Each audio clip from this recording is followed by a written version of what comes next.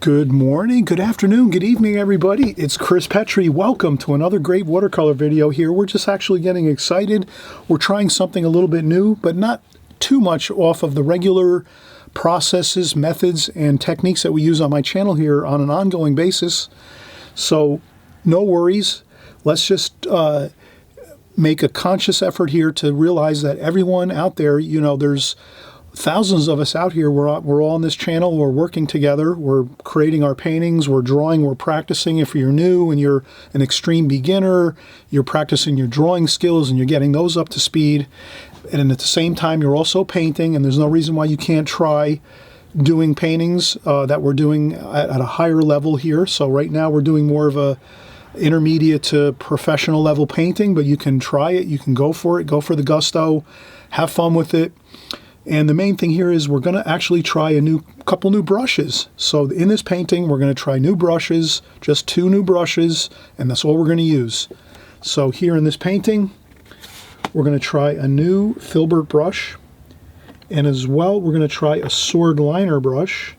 So these 2 brushes, the sword liner brush and the filbert brush, are fantastic brushes that you can use to take your paintings to a whole new level.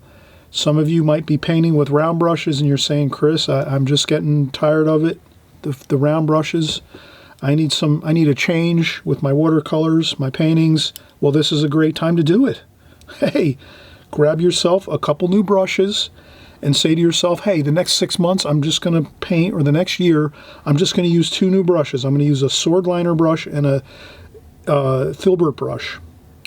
And these are actually natural hair brushes. Actually, this is a Pro Art synthetic sword liner. And this is a Rosemary & Company 1-inch filbert brush here that I'm using, which are great filbert brushes. And this is natural hair. This is sable hair for your sable brush on this one here to the right. And then to the left is your sword liner by Pro Art. And it's synthetic, and they come in different sizes. I have another size here. It's a little larger, like that. So you can kind of see the 3 different brushes. But basically two brushes, a sword liner brush or a dagger brush. They call it a dagger brush. And this is your filbert brush. They also call it a cat's tongue brush. So we're going to have a great time doing this painting.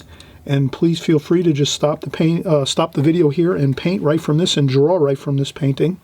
So you can draw and paint right from this scene right now if you hit pause, or you could do a screen capture, or you can take a picture of it with your camera and then print it out on your printer at home. You take care of your own electronic devices and figure out how you're going to do it. But we're going to, in any case, we're going to move right along here. We'll get started. We'll do the sketch first, the pencil sketch, and then we'll get into the painting of this. And you'll see how easy it is. It's really a fun painting, nothing too complicated. Once you get it drawn in with your pencil sketch, the rest goes real simple. And it's real, the colors, will show you all the colors you need on our palette. We're going to cover every single color you need to create this painting. And trust me, it's not difficult. It's just a matter of a few different colors you need. And you'll get this one beautifully rendered. You'll have an exciting time. You'll have yourself a finished painting. You can frame it, sign it, frame it, have a great time with it, put it up on the wall, or even give it as a gift, or even put it into a show. Hey, maybe there's a show in your area where you live, and you want to take a painting like this and put it into a show. Do it. As long as you realize that you can change your technique a little bit with your brushes. You can try a few new brushes, and you might find that you'll be able to really render some interesting and really exciting watercolor paintings with that few new brushes that you might have. So I always found it exciting to try new brushes, to take my techniques to another level, and I'm hoping you're going to do the same thing here. Don't be worried about it. When you can, you get a couple new brushes and you try them out, and you'll see that you can create some beautiful artwork with a couple new brushes in your regiment. And also too, here we're using just the simple Arches watercolor paper, rough paper. Arches rough watercolor paper here for this painting, just so you have that in mind too. It's a huge help to have really, really high quality paper to do your finished paintings. So if it's a finished painting, then you want to use the best paper you can that's in your budget, within your budget, and that's about it. So we'll get started in just a second. All right, hey, you just saw the finished painting. Join along with us here. We're having a great time. We're going to start creating our painting here. This is going to be a wonderful, beautiful streetscape style painting. It's going to be like some bed and breakfasts, and this is actually in England. This is an English type painting, and I'm using some different pictures from books and some internet pictures to kind of make a painting of it. But I can't show those paintings. I hope you'll understand. Please understand that a lot of times I can't show the pictures or the books that I'm working from or the artwork that I'm working from or anything like that on my YouTube videos, because that's really, I don't want to really steal from other people's artwork or their photography or their videos, so on and so forth. So just please try to work from that painting that you see in the beginning of this video, or if you go all the way to the end, you'll see the finished painting. As we're finishing up, you'll see that finished painting that we do here at the end of the video, and you can use that too. You hit pause, and then you can work right from that. So I hope you'll kind of follow that type of structure with my videos. I know some other videos out there, YouTubers, other people on YouTube, they do things a little differently. They show their photographs or their paintings or, but for me, it's really, I need all of my picture frame here to show you the paints, my palette, and my actual painting itself. So I can't really start introducing other pictures within this because it's going to take away from the actual basics of the palette and the paper and the painting itself as I'm doing this. So please enjoy what I have here, and I know most of you are, but I know sometimes a few of you have a little bit of a question on that, but no big deal. Let's keep it fair to say that everyone has their own style of making their videos. This is my style, and I say once I'm done with this painting completely 100%, then you can just pause the video and work from that. Or you can screen capture it. You can take a picture of it off of a screen. So you could take my painting, hit pause, take a picture of it with your phone or your camera, and then you can print it out on your printer if you have a printer at home. I'm not a great person for technological stuff. I'm not great at computers and all that kind of stuff, but you can find different ways. You can go online and research things, or if you have somebody really good with computers in your family or something like that, hey, they can give you a lot of great advice on that. My focus is I like painting and drawing, so that's what I do. I do this well, and I don't really, I admit it, I'm not great with computers and all that kind of stuff, so let's just, I'll try to give you the best advice I can, and if you have questions, please leave them in the comment section. I'll try to, if I don't know the answer, I'll try to find it for you, or try to research it for you and then give you the best answer that I can come up with. So, okay, so now we're getting into this painting. It's going to, you have that feel of like a bed and breakfast over in England. It's like an English type scene, beautiful Tudor type style buildings and old rustic streets with beautiful structures and buildings. So here I have started already, so with my sketch, so I made a nice little roof here and a wall and a bush. So that's to start off here on the left. And then there's going to be a slight space here that we're going to be able to see in the distance.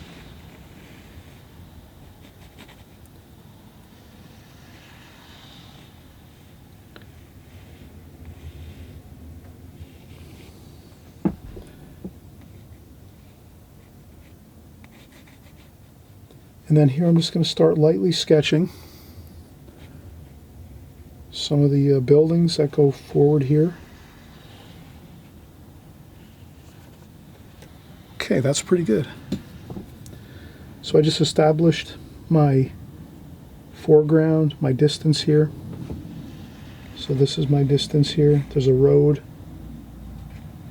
There's some bushes here.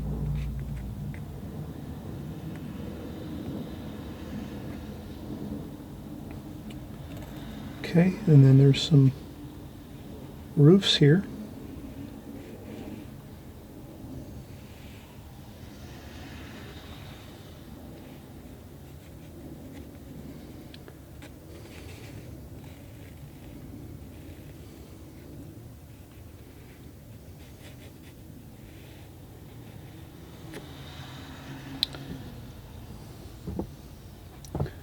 Okay, so we have these buildings going up in the here.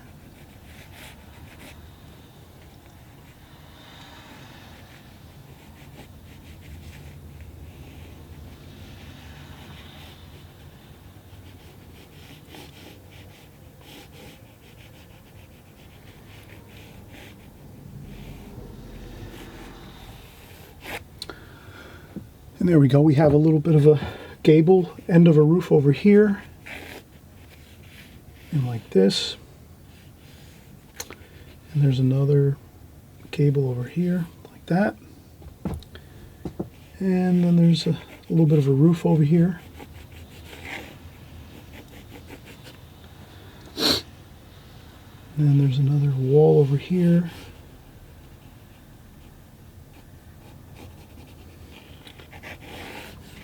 And there's a window over here. And there's a wall over here too.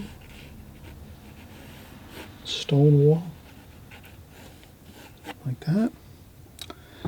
And over here we have some Tudor style design. And these are Tudor style. There's a window here. And there's some Tudor style planking, wood planking. And it goes all the way up here, like that. I'm just doing light sketches, like that.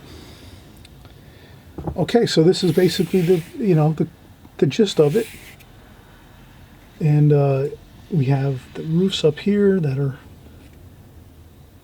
like that. And there's some lines here. These are the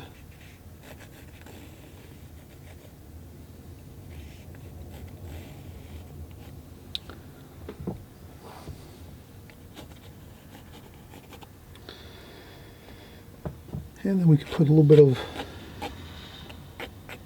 lines in the street. That's going to be some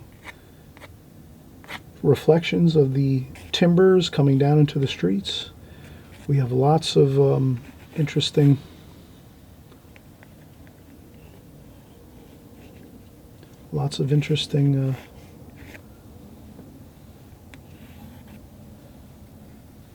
so you can see this is a really beautiful Tudor style. These are some bed and breakfast locations here in England. A beautiful road here leading off into the distance. Maybe we'll erase that line there so that we have a little more of a, like that. So that's going to be a distant road. And then here, there's a doorway. Let's put this in here, a little bit of a doorway.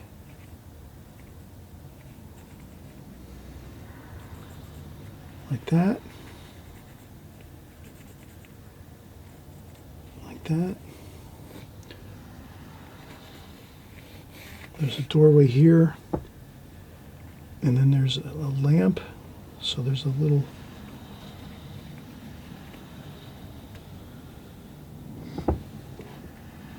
light in the front of this doorway here. So you have a little bit of a lamp. Nice wrought iron lamp here. And then here there's I think there's a wrought iron lamp right over here.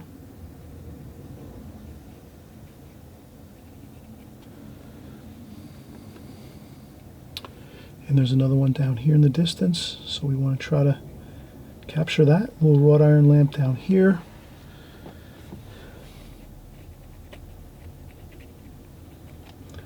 It's a little smaller there in the distance. And then we have some windows here on these buildings, but they're very, very minimal. They're very, very minimal, the windows and the doors. They're just tiny little lines.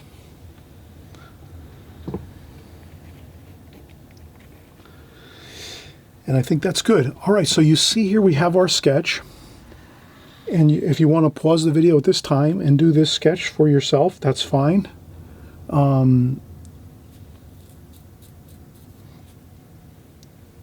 This is actually, you know, a light pencil sketch, but you know, it is dark enough that you can see that, I hope. And anything close to this is going to be fine for you. You can kind of see here, if we get a scrap piece of paper, let me get a scrap piece of paper just to kind of give a general idea of what this looks like. So if I was to take this, and let's say you're saying to yourself, oh, Chris, we're out here, we're trying to follow along, but this is really difficult. It's really, we find it's too many details, or we can't see it that clearly. Not a problem. I'm going to take this and just basically kind of give you a general idea with a Sharpie of what I did here. So basically, if we have our rectangle, like so, the first thing I did is I started out over here with a building over here on the left with a little bit of a bush here. Then we left a space here,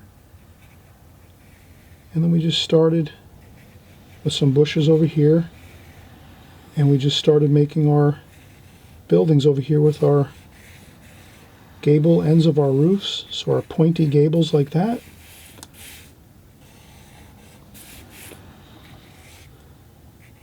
Like that, and then there's another bit of roof up there. Then we have our large gable here, another one over here, and then we have our first floor here, like that. And there's another roof coming out here.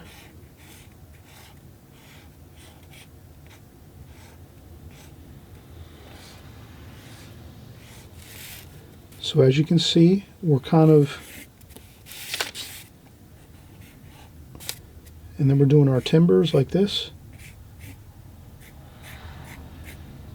And you can make it loose like this too. Don't go crazy trying to do every detail perfectly. You just know you have a window here. You have another window over here on that. These are the other roofs over here. These are the roofs up here. This is the gable end of the wall, like so, and another gable over here. And there you have it. You have your street kind of flowing this way. Some trees over here, and then we'll have a sky over here. And then you have a door over here. This is really close. This is the foreground right here. So you have your lamp. We make a little lamp here. And there's a couple lamps over here too. So you want to make a little bit of details, right? You know, a little bit of exciting details, a couple lamps here by the doors, over here by these. And the doors are nothing more than just little small straight plumb lines, straight up and down. So all these lines here are all straight, perfectly straight, all the way through your painting. You can, you know, you can make a few on angles if you want to make it a little more interesting. But for the most part, all your lines, your vertical lines, are all straight. This building here is a straight line this way. All these lines here, the separations between buildings are here. You have your roofs over here, like that. So you can come up with a little bit of a, you know, idea of what you have to do with your sketch like this. And I'm hoping you'll, you know, look at my finished sketch here. And if nothing else, you wait till I'm completely done painting everything, and then you draw and paint from the finished painting. That's the real key to this, is if you have a hard time seeing this pencil drawing, or if you have a little bit of, you're not quite happy with the way the pencil lines look here on this pencil drawing I did, no problem. You just wait till I'm completely done with the painting 100% after I've painted everything, and then you can just draw what you're seeing on my finished painting, and then paint over it, of course, with your painting, and you'll have it. So we're going to start in just a few minutes with the painting. I hope you're enjoying this. It's a fun time here. We're doing this beautiful English scene. It's cottages, some bed and breakfast cottages along this beautiful street scene. We're going to have some new brushes to use. So I want everyone to realize that you can change the whole look of your artwork by just changing your brushes. So if you introduce a couple new brushes to your artwork and maybe change your paper, maybe you just use a different paper than you normally use and a couple different brushes, you'll be surprised at how much excitement you can create with a new look to your paintings. Sometimes you need that. Sometimes you need that to spur you on to find some new techniques and new looks to your watercolor art to make it more exciting. I hope you really do you follow me on that? Please, everyone, if you understand what I'm saying, please say, uh-huh. Everyone say, uh-huh. Because sometimes when you're painting watercolors, you get bored after a couple years. You're painting and you're just like bored and say, I don't know, it's the same old thing every day. Try a new brush. Try some new paper. We're actually going to try these two new brushes here. You're going to see me in just a few minutes. We're going to we're going to work with a filbert brush like this, a filbert brush, beautiful brushes, and a sword liner brush, which has got a really, really fine point. So we're going to use a sword liner brush and a filbert brush to create this painting. And if you normally see me use round brushes and sometimes square brushes or flat brushes, well, these are two new brushes you can experiment with, and you might find that you can create some incredible artwork with just a couple new brushes in your regiment. So try it out. Maybe try a few new brushes and then just say, for the next 6 months, I'm going to do nothing but work when I'm painting with 2 new brushes. And if you stick with that idea, you really might be surprised. You'll come up with some really awesome artwork, some really beautiful paintings with that. So I'm encouraging you, always keep your mind open to trying new things. Don't get stuck in the same old pattern over and over.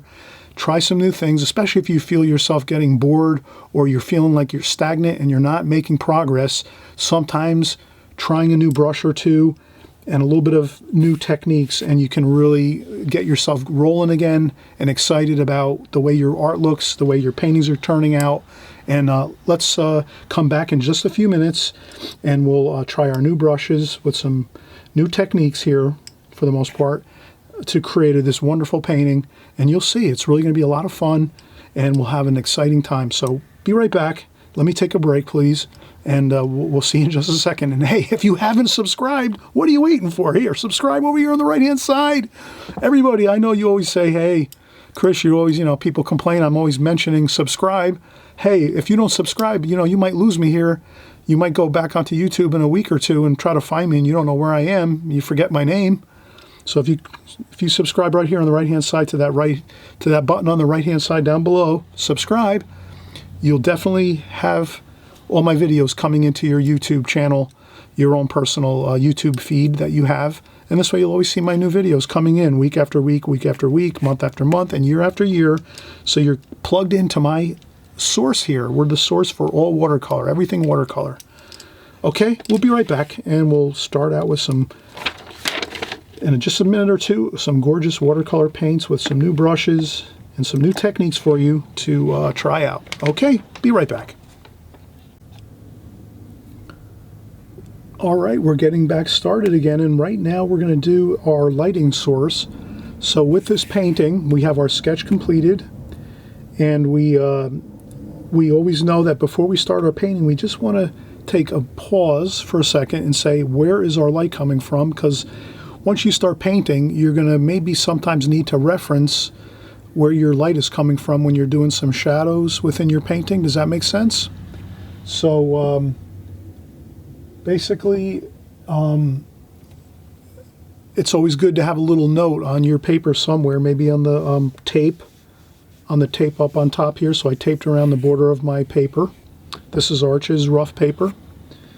So I'm going to put up here an insignia for our light, like this. And that insignia is basically showing me that the light is coming from up top, maybe a little bit from behind me, shining into the scene like this.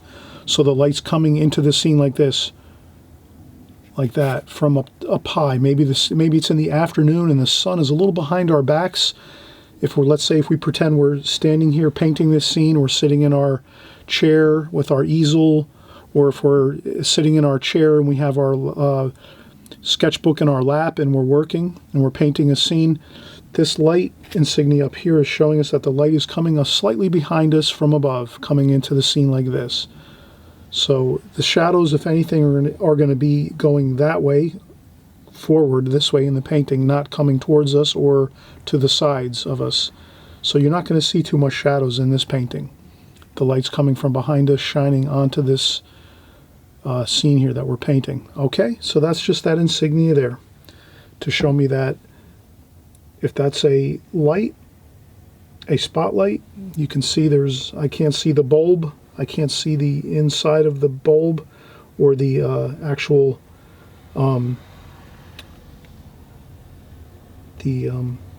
light fixture itself. I'm just seeing the outer light fixture. If the light was shining in our faces, we'd have this.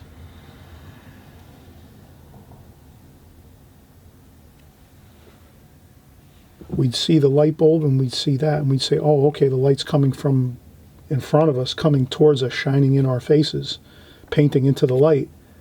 But here we're painting this way, which is the light's coming from behind us, shining on the scene. So that's the main idea of our light for this painting. I hope you'll see that it's important and valuable to put your light source insignia up on your tape on the border of your painting, or if you don't have any tape around your painting, you can just put a little small sketch somewhere on your paper, a little bit if you can. So the first thing, again, we're going to be using a couple new brushes, the filbert brush and the sword liner brush. And these are really fantastic brushes, and you can really create a whole new technique for your painting by using these. And they work a lot like the round brush, so you don't have to feel intimidated by trying a few new brushes. They're basically just a little different, and you just have to take a little time to get used to it, get the feel for it. Maybe you do some practice runs with it on some printer paper and kind of see how they react, how they feel when you load them up with paint and do some painting with them. But again, it's always good. Try some new brushes every now and again if you want. But if you really feel confident that you're just loving your round brushes, your watercolor round brushes, then you stick with those. But those of you that might want to try a new brush or two once in a while, this is just all I'm saying is you can come up with some really beautiful paintings using some different brushes like this. So the sword liner brush and the filbert brush. Okay, so I'm going to start out by doing the glazing technique here. We're going to do the glazing technique. We're going to do a light wash first over everything, and then we'll go over and we'll do our darker washes. So the first thing I'm going to do is I'm going to go in and get some sky color, cerulean blue, cobalt blue, Prussian blue, French ultramarine blue, just to get some burnt umber in there too, just to gray it down a little bit. Okay, so we have a little bit of light wash for the sky. And I'm going to also rinse my brush and maybe wet the paper a little bit, just with some fresh, clean water. Fresh, clean water. Just a little bit on the paper. So I'm going to do some in the road here. So I'm going to add some really fresh, clean water on the road here, on the foreground. In the roofs over here, the sky over here. And then over here on the left, some in the roofs. I'm not going to do anything over here. This is going to be all white paper. And up here in the sky a little bit. And if you go over a few spots while you're adding your fresh, clean water, you can lift up some water with your tissue. And then now we're going to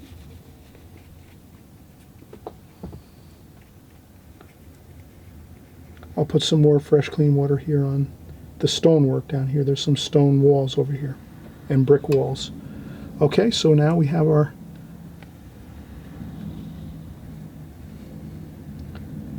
we're going to introduce some wash, some blue, cobalt blue, cerulean blue, Prussian blue, French ultramarine blue, a little bit of burnt umber to gray it up a little bit. Okay, and I'm using my filbert brush here. Just getting some nice washes on the, we're doing the glazing technique, don't forget.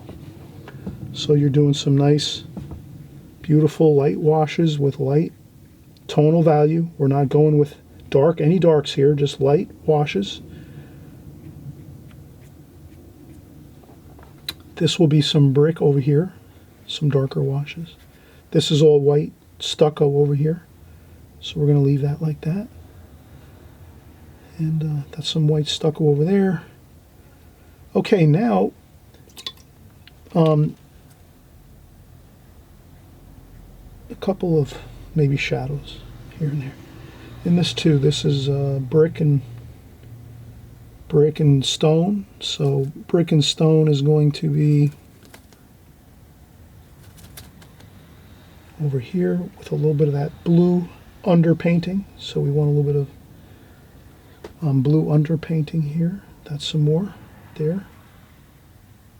That too. That's the windows. And I think that's good.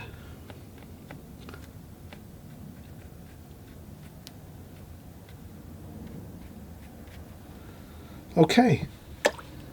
That's good. So you can kind of see what I did here. I got in some cool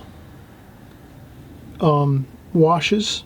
You might go in with some raw umber. Maybe add in a couple of bits of warm. You want warm and cool everywhere. So now that the paint is still wet, add in a little bit of cool, warm colors. So maybe I just touch in a little bit of raw sienna or some raw umber. Here we're going to lift up. We want to keep this white. That's white stucco. And there's some shadows here.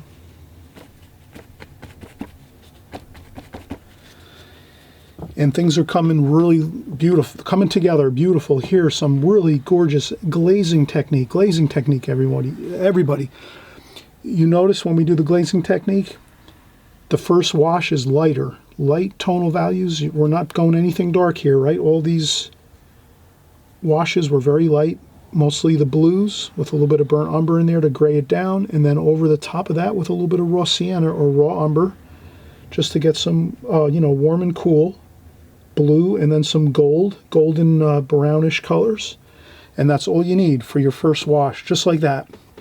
Once you get that over the entire paper, now the key is you have to let this dry. No question about it. You cannot go back in now and start painting until this is 100% dry. So there's two things you can do at this point. Okay, is everyone all right? Everyone say you understand there's two things you have to do. Raise your hand. You can either, one, use a blow dryer to dry this all off so that you can continue to paint without taking a break. Or if you're like me, I'm going to take a break, and you sit down and relax for a few minutes.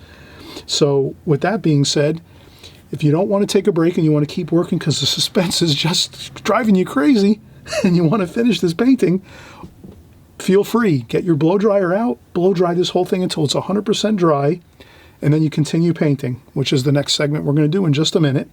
Or if you don't mind, you sit and you wait for maybe 20 minutes, half an hour, and it should be about an hour it should dry for the most part, and then you can start painting again. But the first thing you want to do, if you're not going to blow dry it and you're going to wait about a half an hour to an hour, when you come back after an hour, half an hour to an hour, just touch the paper with your hand very lightly here and there in a few spots and look at it.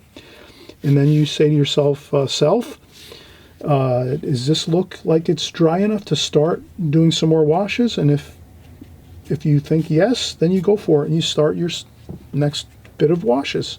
That's all. So blow dryer, you can't go wrong. But in any case, let's take a break, let this dry. Whatever you want to do, wait an hour or two or half an hour. It depends on how warm your working area is. If you're in your studio and it's really cool, it might take an hour or two. If it's kind of warm where your studio is, excuse me, you don't have to wait as long. Or if you use the blow dryer, you can start right away. All right, okay, be right back. All right, welcome everyone. We're getting back into the swing of things here. So we took our break and we said We're doing the glazing technique, of course, here in this painting. We just said that when we do our first glazing, which is our lighter glazing, right, we're doing our lighter tonal values across the whole painting. Here we're covering our painting with a warm and cool effect, which is mostly blue for the sky and the shadows coming into the painting, and on the roadway here and on some of the stonework, the more bluish tonal values, the basic blues with a little bit of burnt umber in there to gray down the blues. Then once we get that on, we add just a touch of raw umber to get ourselves a little bit of warmer effect in this painting. So you don't want to go all solid blue colors throughout your painting. You want to mix in some of those warm colors too. You want to have a modulation of warm and cool throughout your painting. Gives it much more excitement, more interest. If you're just to go with one color or two, let's say, that's not going to be as exciting as if you can add maybe 3 or 4 colors or 5 or 6, but subtly do it. Mostly you did see we use mostly the blue colors. Up here we use cerulean blue, cobalt, Prussian blue, and French ultramarine. And then once we got that going, and we did add some burnt umber to that to gray down a little, and then once we got our blue wash on there, then we went in and took a little bit of raw umber while it was still wet, plenty wet, and still, you know, nowhere near dry. It was just freshly painted. Then we went in and just fused in, added in just a little bit of raw umber to that bluish wash, just to give it that undulation of the blue and golden color of the wash, to give it some more interest. Again, we're creating artwork here. We're not trying to recreate reality, because you remember, you're never going to compete with reality. You know, a great artist once said, and I can't recall right now who it was, but they said you're never going to compete with reality, with nature. Nature is so beautiful on its own, you can't compete with it. So as an artist, your idea is to try to do some things, some exciting things on your canvas, on your painting, on your paper, that's going to try to make things really exciting, but you know you're not going to try to paint exactly what you see, because you're never going to attain that beauty and that real incredible beauty of nature as it is just in itself. So if that's kind of a little bit of a philosophy, it's really a great philosophy to have, is don't try to compete with nature and paint exactly what you're seeing out there. Try to come up with some different ideas and effects that are going to make things more exciting on your actual painting, versus trying to actually look out there and say, oh, exactly what color is that, exactly. All those things are good, you know, but as an artist, my idea is try to make things exciting, and don't try to copy nature exactly, because again, it's hard to do that. So we're better off trying to make a beautiful work of art, creating some ideas from our own techniques and ideas of painting and the watercolor techniques, and using all of the things we have here to our advantage. We have water, we have beautiful paints, we have water, we have pencil, we have watercolor paper, we have all this beautiful stuff here. We can create our artwork using all these resources as we have them. So we're not going to sit here and try to copy exactly what we see like off of a photograph, because that would kind of be boring. We can't compete with that. We can't compete with actual nature in itself, because it's too beautiful. But we try to do our best to come up with some alternative ideas, and that becomes artwork. All right, that's some philosophy here. Hope you're interested in that. And I'm just trying to give you some tidbits of philosophy here as I go, because that's what I'm thinking here as I'm going here. I'm saying I'm not trying to recreate what I see in this painting or this picture that I'm working from. I'm trying to actually just create some artwork here. So now the second wash, the second glazing, we're doing the glazing technique. This is completely dry. The second glazing, we're going to do our darker darks. So now we're going over with our darker tonal values. So what are we going to do next? Let's maybe do some roofs here.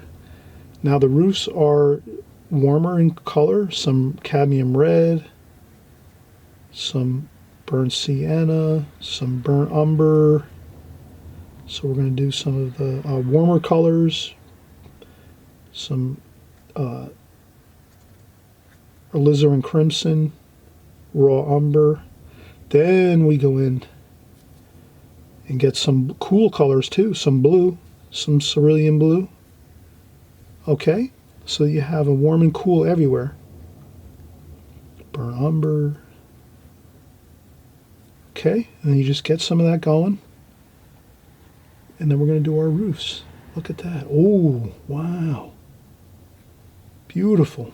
Some Prussian blue too, and some cerulean blue. Let's do some.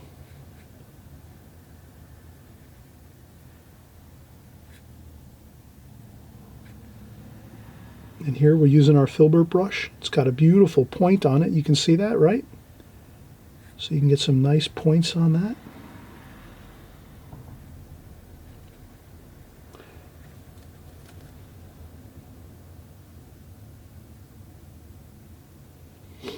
And then here what I'm doing is you can use different colors to make those separations so that you can kind of see where the one roof separates from the other. So I can take some more darker darks over here like that, and that gives us a little more separation between those two roofs. And again,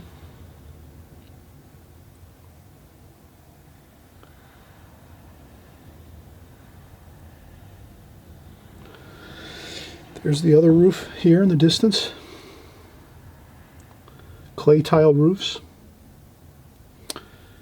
And then up here too, there's some more roofs up here. Let's see here now, we got this here.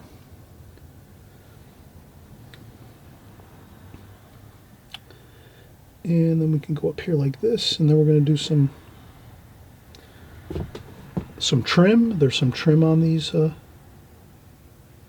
like so.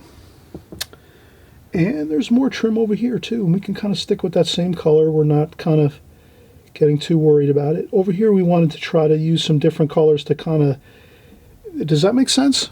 Over here you're trying to make some different colors, some different tonal values and different colors to separate the roofs here, so you can kind of see the roofs stepping back into the distance. These roofs here are further in the distance as we're going into the distance of the painting, so that gives us a little bit of distance in the painting, some three-dimensional feel. Then here up in this section we're okay, we can just use the same colors like that. And then there's some more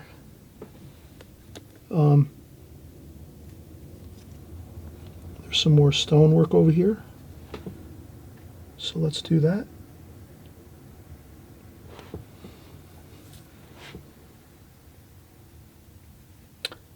And look at that, we're just using our filbert brush to get in our stone, like so.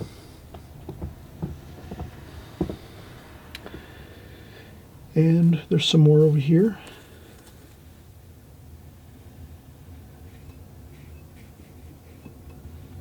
Okay, and you can use some different colors, maybe to make it a little different, differentiate the colors there. So this is more of a golden color here. That kind of gives us that separation between the two walls, like so.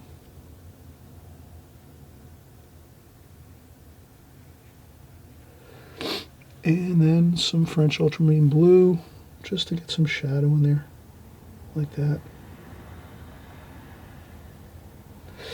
And then some windows here. Let's do some window shapes.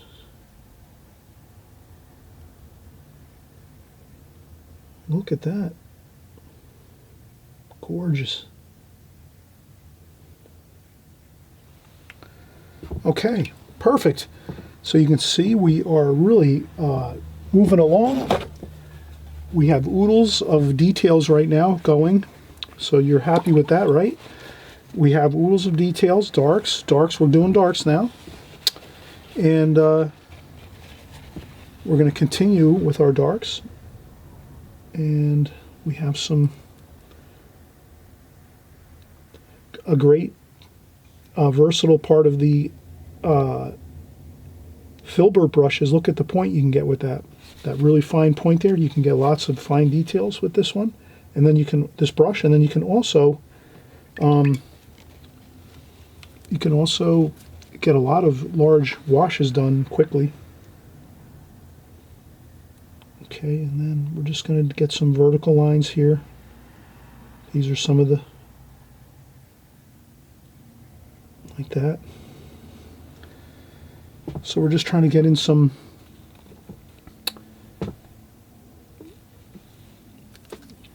more washes here.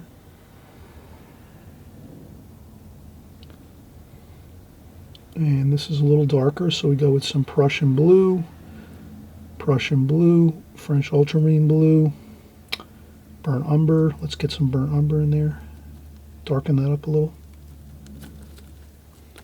Okay, and then if you want, you can always take a little bit of tissue, dry off your brush a little bit with some tissue or a paper towel, just so you don't have too much paint on there. And you can get this other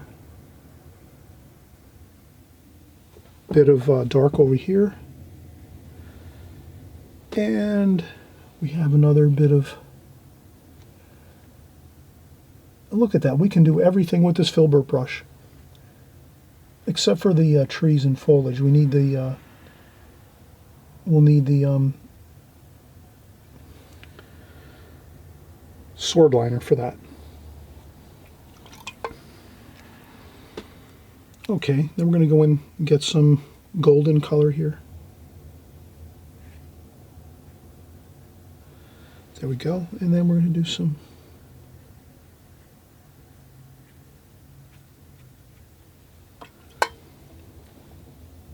and I'm going to do some watery kind of look there. Add some water to that. We'll do more of this later. We're going to get a kind of a wet feel for the roadway here. So we're going to pretend that it maybe just rained. So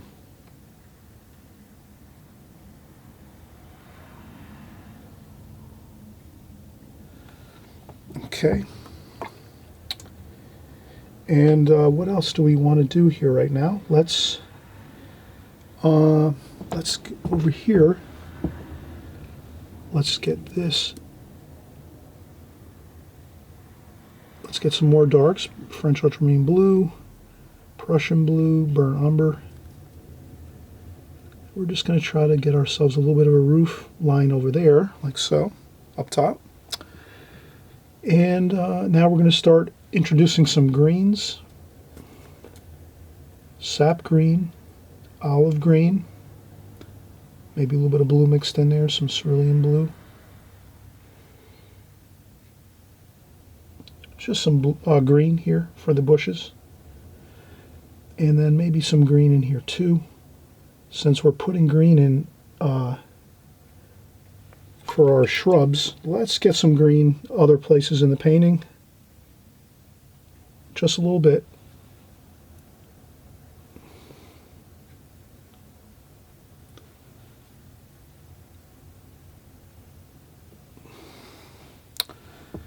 And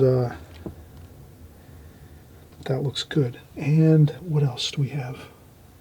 We have another burnt umber, burnt sienna, French ultramarine blue, Prussian blue, burnt umber, burnt sienna maybe over here. Prussian blue. Let's get a window over here. There's a window over here. Let's do a window. Oh, look at that. Doesn't have to be perfect, right? Just get somewhat of a rectangle like that.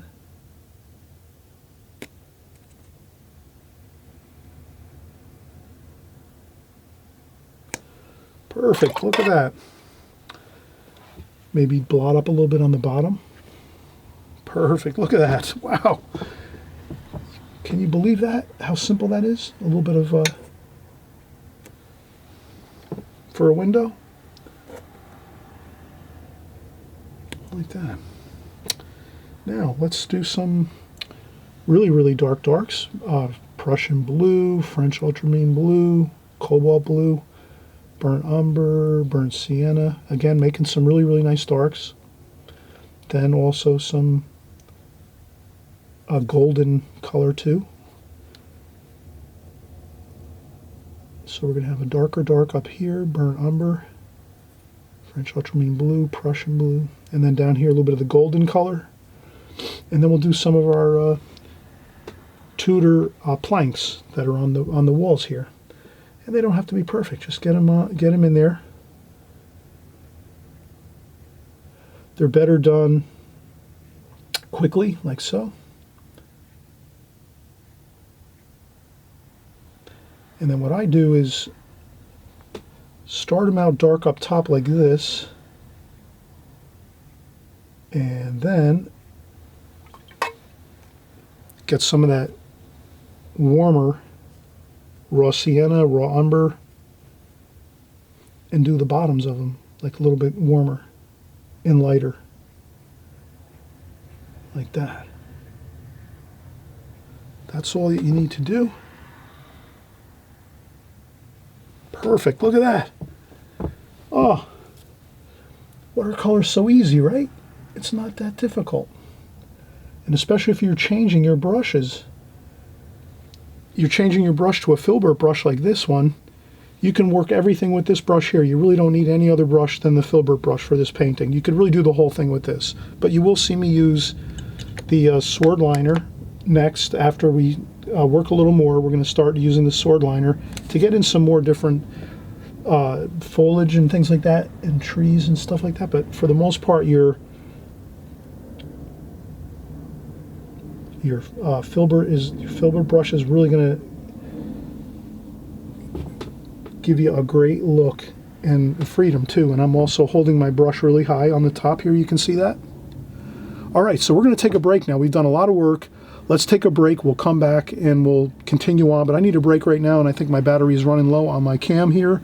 So my camera is telling me time to change the battery. Okay, so we'll be right back in just a second.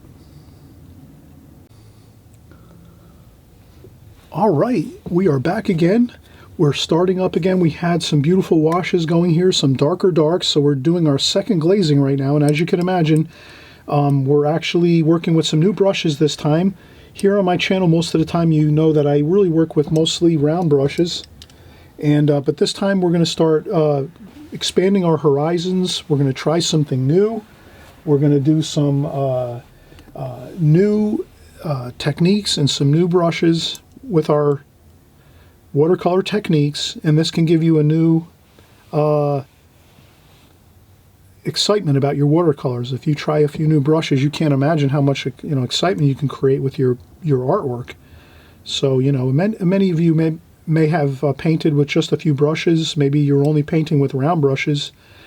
If you try out a filbert brush here, I guarantee you will find new ways to create beautiful art with this, and maybe even create some art that's going to even look more exciting, and you'll be more pleased with your paintings, that how they turn out. It's I'm not sure, but there's thousands of you out there that are painting, and some of you may want to try a different brush, and that might give you something that you're going to it's going to spur you on to do some more creative ideas with your paintings. Okay, so it gives a real fresh, loose look to your paintings, that's for sure, because you're really going to, using a filbert brush, you're going to be able to choke up on your brush, and maybe you're not using it as close.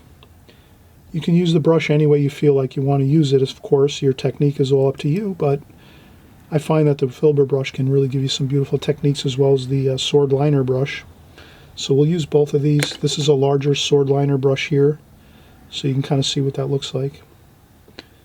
And we're going to continue on here. So we did get some of our Tudor planks in here, and now we're kind of just continuing on in our painting here. I see that I have another window here, so I'm going to put in some, this is a window here. I want to get that in, and this window up here we have, that's good. And that might have a little bit of a different look up here. This is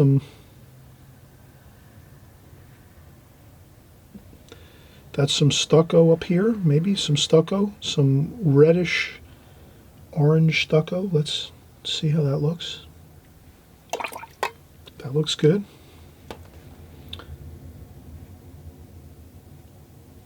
That's a little different. And then maybe we'll put a little bit of maybe some There's a little bit of a shadow there, up here. You can always take your tissue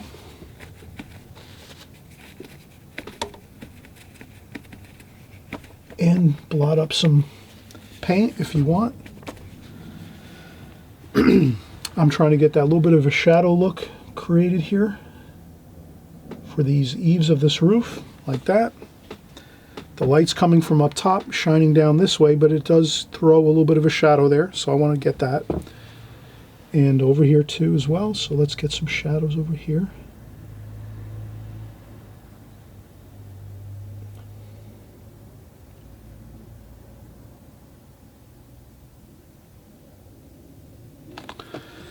And then over here, again, we're going to start green and blue to give ourselves a little bit of a cooler effect here. Now, things are going into the distance over here. So as things get cooler, let's make our washes cooler. So here we have some bushes over here and shrubs. And those are bluish green.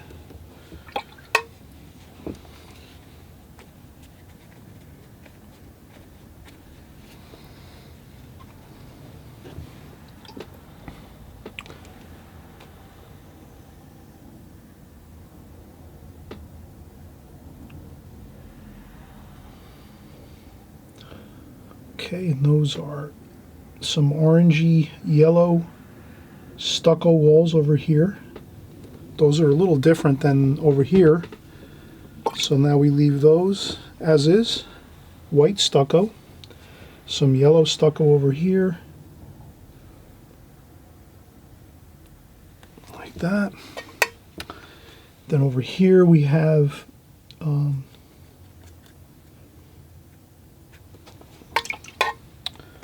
just regular white stucco. And then we'll take our burnt umber, French ultramarine blue, and we'll try to make our dark darks over here, and then we'll do some more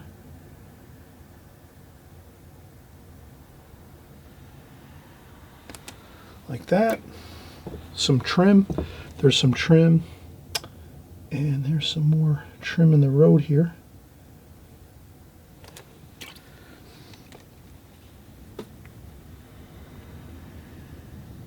And we'll try to get those bushes down here like so.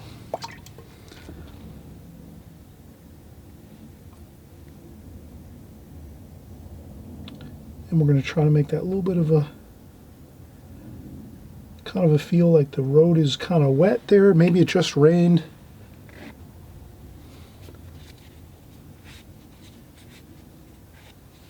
Perfect. Look at that. Okay. Now, this here is a doorway. Let's get a little bit of a doorway there, like so. A little bit of a shadow in that doorway where the door is. And there's a little bit of a shadow up here, like so. And I think we're getting there. This is pretty good. Let's do a few chimney pots up here. So we're going to have some burnt umber, burnt sienna, some Prussian blue,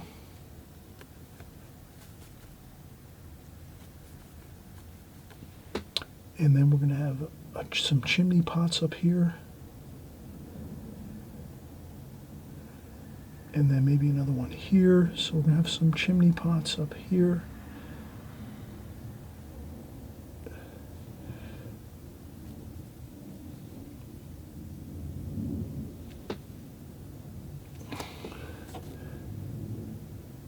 Okay, so we have that there. Maybe another one over here.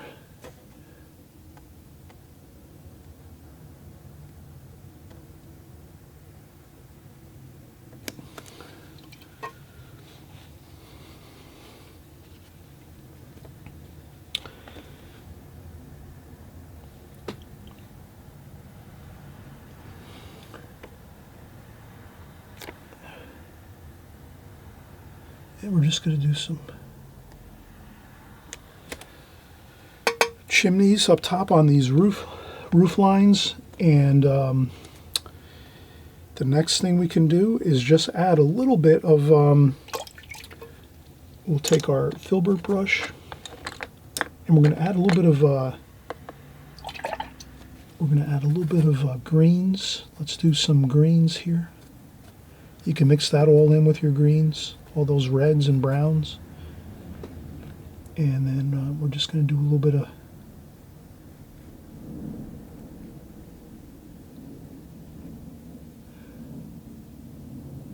there's some trees over here, like that.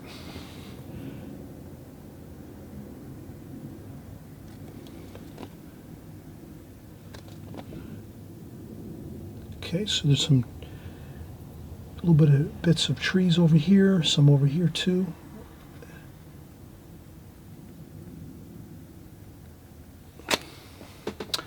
And then more over here, so let's do some burnt sienna. And here we're just using the filbert brush, the sword liner brush, to do some very loose feeling leaves and foliage, like that, as well as some down here. So we're just going to do some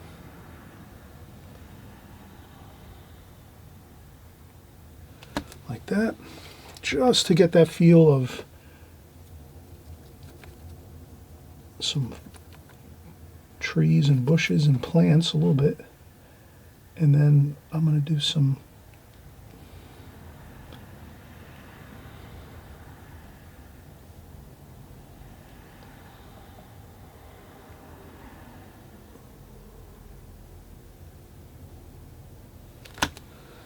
just like that, a little bit of extra interest in the painting. If you have some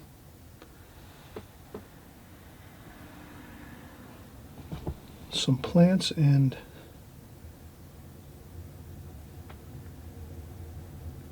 then we just use our sword liner for that, and you can really get some beautiful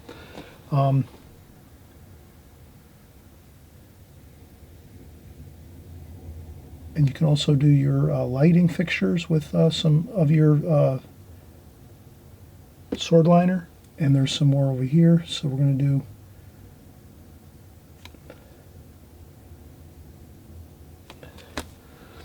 now over here. It's a little bit wet, the paint, so you would want to let that dry and then come back.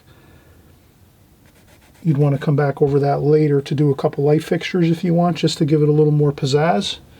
But this is pretty good. And then you can come up here and add some more darks there with your sword liner. So your sword liner you can use for added details.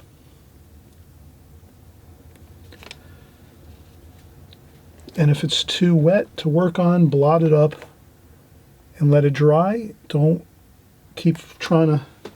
So this is better off we let this dry over here, because there's some wet washes here and there. Let things dry and you'll be way better off. So we have our doorway on the left here in this wall.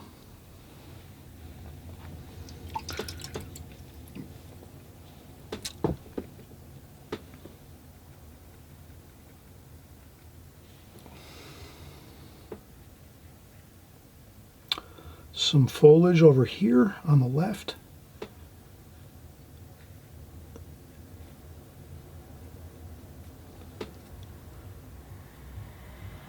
You can do some trees going up here, so you want to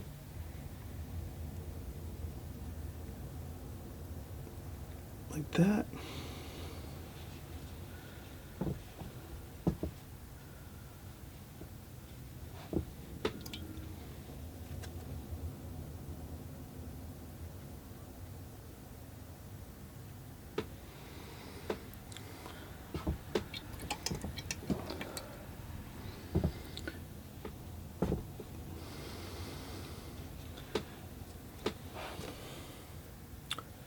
And I'll put a little bit of a dark here, under here for the window.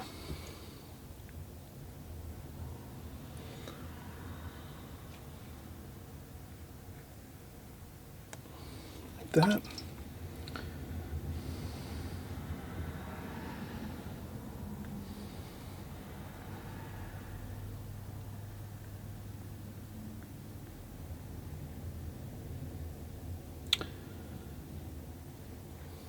And then a couple lines like that, running parallel.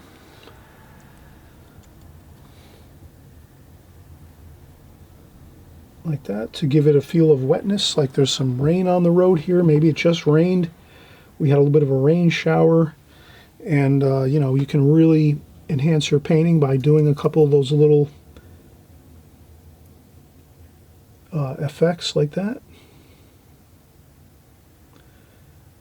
And that is really it. So I hope you had a fun time with this. And again, we're going to finish up a little bit. We're going to do a little more touch-ups here. I'm going to finish this window over here once it dries. This is really, the paper is really wet up here on the right-hand side. So if you have to, you take some paper towel or some tissue and you blot up, dry it up, let it dry 100%, and then you go back and finish up your window up here. But you don't want to make it too, you know, you don't want to make a really fancy or exciting window over here. You just want to keep it very subtle so that you don't have like all the attention over here on this really fancy window that you made over here. You kind of just want the whole painting to look pretty much like everything is the star of the painting here, and there's no one thing that's actually looking so great that you have to look at it. So it's almost like you're going to come in to this scene, look at the scene, and everything kind of just has a really nice balanced look. Nothing's too exciting in one area. Everything's kind of just really flowing beautifully and looking good throughout the whole painting. So I hope you'll enjoy this, and we'll be right back actually. So we're going to finish up this window over here when we come back, but we have to let this dry. So again, take breaks, let things dry. And I always mention too, if you like this video and if you're happy with our watercolor tutorials here on my channel, all you have to do is just go onto the bottom right hand side of your screen and click on the subscribe button, and this way you'll always be getting our new videos. And we're doing videos just like this every week or so. We're doing landscapes, we're doing cityscapes like this, and beautiful cottage scenes. We're doing you know, ocean scenes, cityscapes. We're doing figure painting, flowers, still life paintings, you name it. We do everything here watercolor, so get excited. We'll continue to bring great content to you. And if you stay tuned and you're also subscribed, you won't miss a thing. Okay, all right, so we're going to come back up and finish the last 5 minutes or 10 minutes of details on this painting, and we'll be all completed, and then we'll kind of be finished, and we can also just cover what we did and just do a little recap, and then we'll be done. Okay, so let's be, come right back in just a second or two.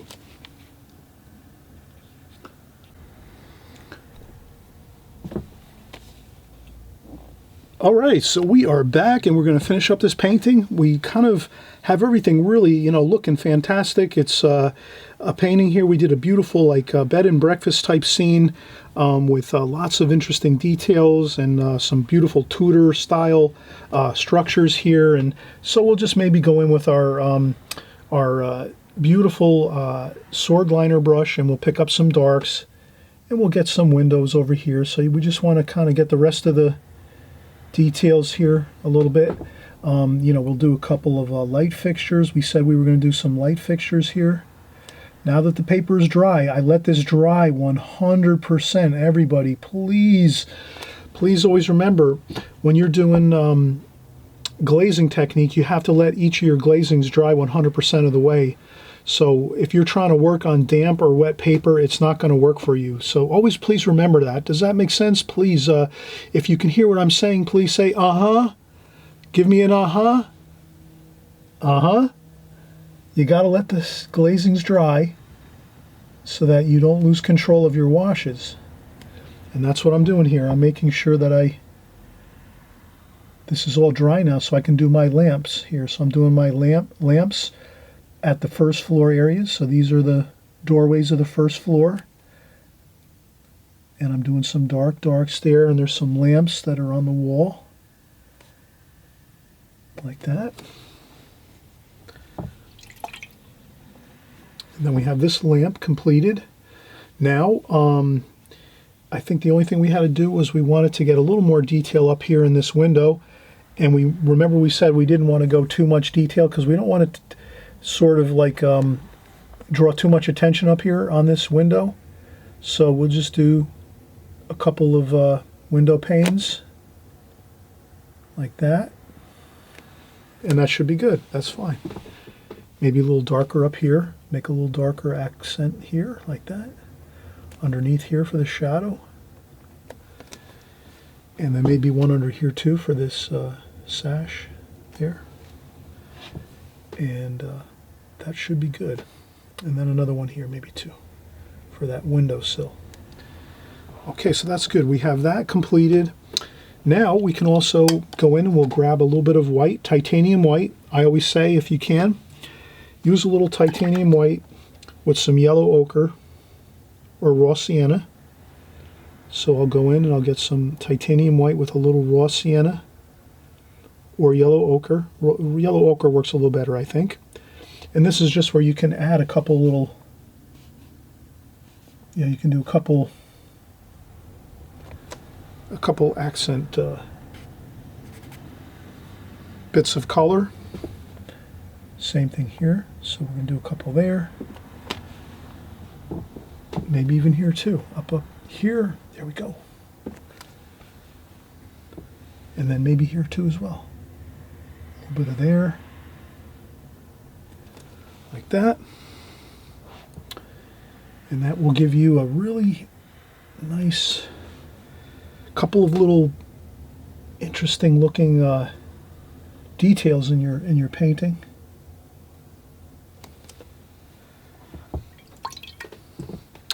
And then maybe too, even a couple of highlights up here on the top for our chimneys. Maybe a little bit on the tops of the chimneys. A couple little bits of light.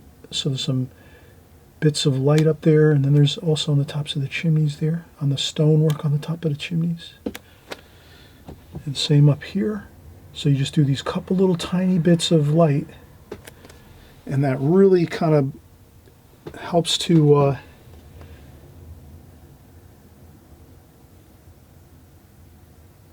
sometimes give your painting just a little bit of an extra bit of interesting light sparkles. So you want some sparkles of light. You can also tap on some splashes of light, a couple little splashes of light. Maybe here across that roof, like that.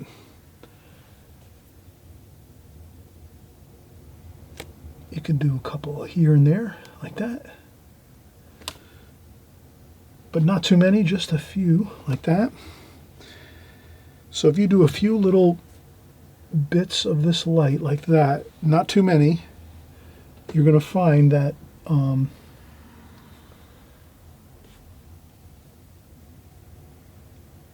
it's just enough to give it a little bit of excitement.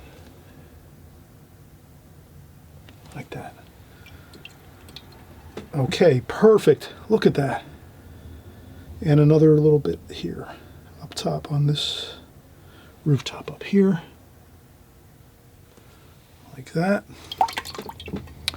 And I think we have it. So we will call this a finished painting, except for your signature. You're going to want to sign your painting here somewhere on the bottom. Looks better, I think, on the bottom of the painting. So you can do that in a color that you've used already. So if you're going to sign your painting, you're usually going to want to sign your painting with a color that's you've already used. You might, if you want to really give it a real bit of pop to your color, you can make it more of the like reddish color. If you want to keep your signature a little bit subdued, you can use more of the greenish blue color, more of the darker darks like over here that we used, some of those darker darks there. So you can add your signature very carefully. Once you're done, let it dry 100% of the complete, your whole painting. Then when you do your signature, you take your time, you be very careful.